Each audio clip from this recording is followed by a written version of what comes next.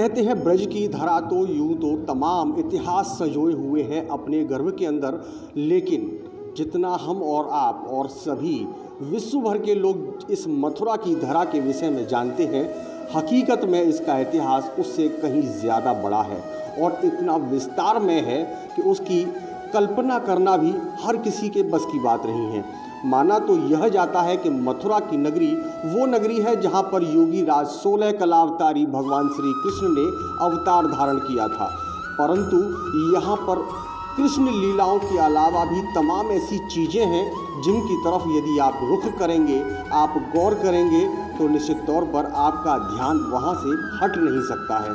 ऐसा ही एक मंदिर मथुरा में मौजूद है जो कि होली गेट, जिसे हृदय स्थल मथुरा का कहा जाता है, उससे कदमों की दूरी पर चलने की, जब आप द्वारकाधीश मंदिर पहुंचेंगे तो उससे चंद कदमों की दूरी पर चौबियापाड़ा क्षेत्र में मानिक चौक के लिए जब आप चलेंगे अंदर तो थोड़ी ही दूरी पर सनाथ जी का मंदिर स्थापित है। कहने को तो यह महज एक मंदिर ही समझ में आता है, लेकिन जब आप इसके अंदर मंदिर के अंदर प्रवेश करेंगे तो निश्चित तौर पर आपकी अलग ही अनुभूति प्राप्त होगी। जी हाँ, मैं इन शब्दों को गलत तरीके से नहीं कह रहा हूँ।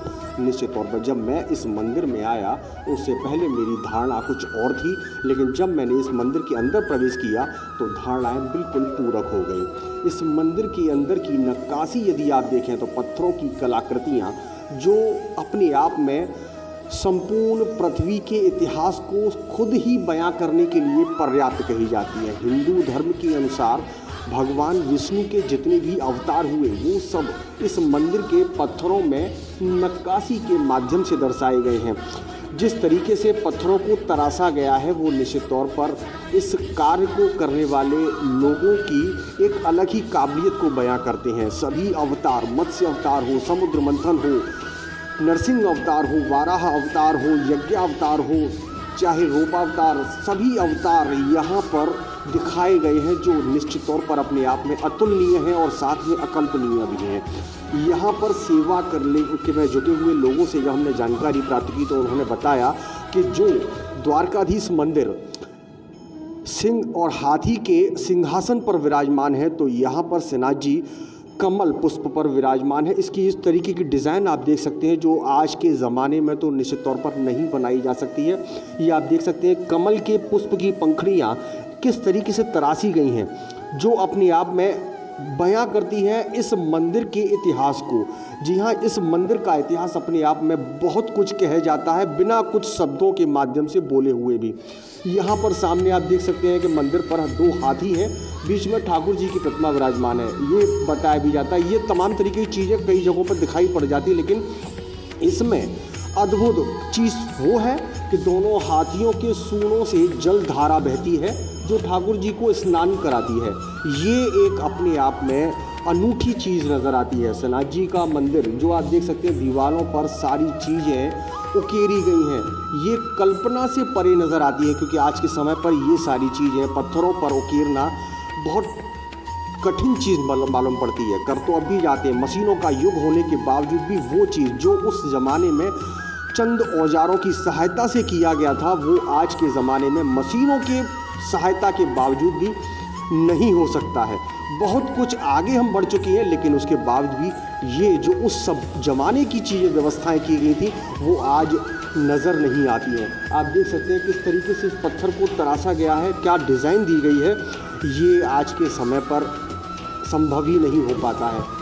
एक एक चीज़ इस मंदिर की एक एक चीज़ अपने आप में अपने इतिहास को सजे हुए है और इतिहास को बयां करने के लिए स्वयं ही आगे बढ़ रहे हैं। आप देख सकते हैं सारे अवतार, सभी राशियां, सभी नवग्रह, सब कुछ इस पूरे मंदिर में पत्थरों पर उकेर करके बता दिया गया है। ये उस समय की कल्पनाएं थी जो आज हम और आप देख पा रहे हैं, अपनी स्क्रीन पर आप देख रहे हैं किस तरीके से यहाँ पर प्रत्येक लीला को दिखाया गया है। और साथ में यहाँ पर सेवायतों ने बताया कि इस मंदिर में स्थित भगवान शिव का मंदिर भी है जो स्वयंभू बताया जाता है। मंदिर के स्थापत्य काल के साथ ही यह स्थापित हुआ था जो आज भी उसी तरीके से यहाँ पर स्थित है। और साथ में इसके ऊपर सप्त ऋषि मौजूद हैं। जी हाँ, सप्त ऋषियों के दर्शन भी इस शिवालय के ठीक ऊपर आपको दिखाई देंगे। सप्त ऋषियों का वो डिज़ाइन करना, जिस तरीके से ये पत्थरों पर उकेरा गया है, बार बार मैं आपको इसलिए ये बात बता रहा हूँ कि पत्थरों पर किया जाने वाली नक्काशी का कार्य इतने बेहतर कम संसाधनों में करना अपने आप में बहुत ही अनूठा रहा होगा। आपको एक चीज़ जानकारी और बता दूं कि इस श्रीनाथ जी के मंदिर को उत्तर प्रदेश ब्रज तीर्थ विकास परिषद के द्वारा जीर्णोद्धार कराया गया है वृहद तरीके से, और संजोने के आधार पर इस चीज़ में अपने आप को समाहित किया गया है। और मंदिर प्रबंधनों के द्वारा भी उत्तर प्रदेश ब्रज तीर्थ विकास परिषद के द्वारा किए जाने वाले इस कार्य का सहयोग किया गया। उनके द्वारा हर भरसक प्रयास किया गया कि उत्तर प्रदेश सरकार की जो मंशा है, जो प्रदेश भर के जितने भी महत्वपूर्ण स्थल हैं, जो भी पुरातत्व चीज़ें हैं, उनको सजो कर रखा गया है, जिससे कि आने वाली पीढ़ी भी इसको देखकर दिशा ज्ञान प्राप्त कर सके। तो ये है मथुरा का वो इतिहास जो हमने श्रीनाथ जी के मंदिर के माध्यम से आप तक पहुँचाया। देखते रहिए हमारे साथ, टीवी 10 न्यूज़ बने रहिए हमारे साथ, और मुझे दीजिए इजाज़त। नमस्कार। मोहित।